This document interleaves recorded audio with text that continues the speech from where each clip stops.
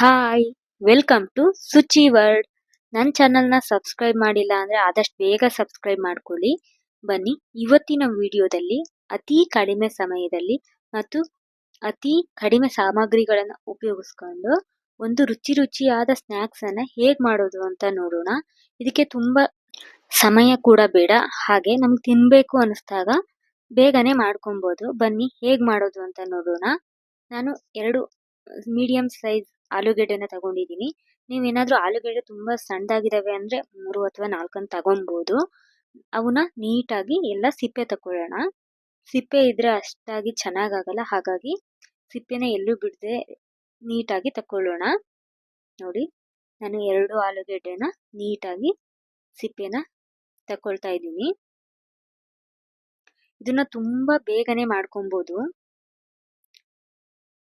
2 ಆಲೂಗೆಡ್ಡೆ ಇದ್ರೆ ಸಾಕು. ಅದನ್ನ ನೀಟಾಗಿ ಸಣ್ಣದಾಗಿ ಹೆಚ್ಕೊಳ್ಳೋಣ. ನೀವು ಎಷ್ಟು ಸಣ್ಣದಾಗಿ ಕಟ್ ಮಾಡ್ತೀರೋ ಅಷ್ಟು ಚೆನ್ನಾಗಿ ಬರುತ್ತೆ. ಹಾಗಾಗಿ ನಿಮ್ಮ ಹತ್ರ ಎಷ್ಟು ಸಣ್ಣದಾಗಿ ಕಟ್ ಮಾಡೋಕ್ಕೆ ಸಾಧ್ಯನೋ ಅಷ್ಟು ಸಣ್ಣದಾಗಿ ಕಟ್ ಮಾಡ್ಕೊಳ್ಳಿ. ಹೀಗೆ ಎಲ್ಲದನ್ನು ನೀಟಾಗಿ ಸಣ್ಣದಾಗಿ ಕಟ್ ಮಾಡ್ಕೊಳ್ಳೋಣ. ಯಾಕಂದರೆ ಒಳಗೆ ಕೂಡ ಬೇಯೋದು, ಅದು ತುಂಬ ಗರಿಯಾಗಿ ಬರುತ್ತೆ. ಹಾಗಾಗಿ ಸಣ್ಣದಾಗಿ ಕಟ್ ಮಾಡಿದಷ್ಟು ಒಳ್ಳೆಯದು. ನೋಡಿ, ನಾನು ಎಲ್ಲದನ್ನು ನೀಟಾಗಿ ಕಟ್ ಮಾಡ್ಕೊಂಡಿದ್ದೀನಿ. ಇವಾಗ ಅದನ್ನು ನೀಟಾಗಿ ತೊಳ್ಕೊಳ್ಳೋಣ. ನೀಟಾಗಿ ತೊಳೆದು ಒಂದು ಬೌಲಿಗೆ ಹಾಕೊಳ್ಳೋಣ. ಇದನ್ನ ಒಂದು ಸಲ ತೊಳೆದ್ರೆ ಸಾಕೋಗಲ್ಲ, ಹಾಗಾಗಿ ನಾನು ಇನ್ನೊಂದು ಸಲ ತೊಳಿತಾ ಇದ್ದೀನಿ. ಇನ್ನೊಂದು ಸಲ ತೊಳೆದು ಅದನ್ನ ನೀಟಾಗಿ ಒಂದು ತಟ್ಟೆಗೆ ಹಾಕೋಣ. ನೀರನ್ನು ನೀಟಾಗಿ ಹಿಂಡಿ, ಇದನ್ನ ನೀರೆಲ್ಲ ಬಸ್ತು ಹಿಂಡಿ ಅದನ್ನ ಆ ತಟ್ಟೆಗೆ ಅಷ್ಟು ಹಾಕೋಣ.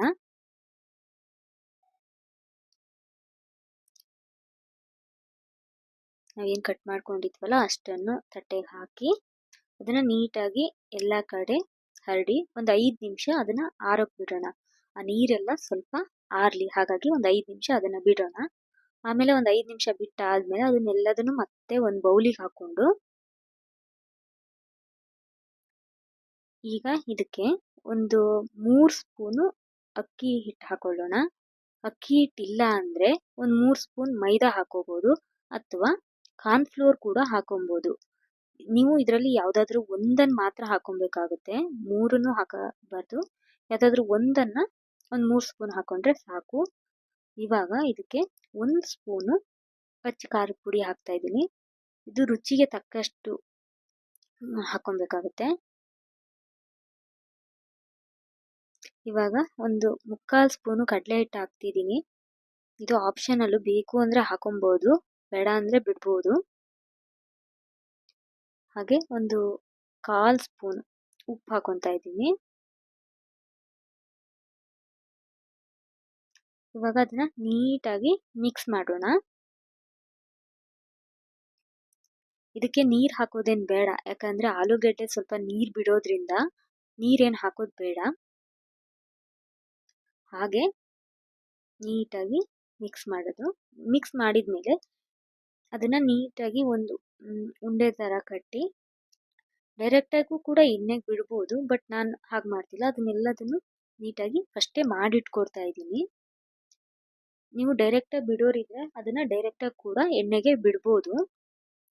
ನಾನು ಇದನ್ನು ಎಲ್ಲ ಮಾಡಿಟ್ಕೊಂಡು ಆಮೇಲೆ ಬಿಡೋಣ ಅಂತ ಮೊದಲೇ ಎಲ್ಲನೂ ಮಾಡಿಟ್ಕೊಂಡೆ.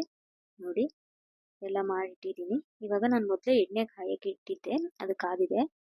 ಇವಾಗ ನಾವು ಮೊದಲೇ ಮಾಡಿಟ್ಕೊಂಡಿದ್ವಲ್ಲ ಎಲ್ಲವೂ ನೀಟಾಗಿ ಒಂದೊಂದಾಗಿ ಎಣ್ಣೆಗೆ ಬಿಡೋಣ.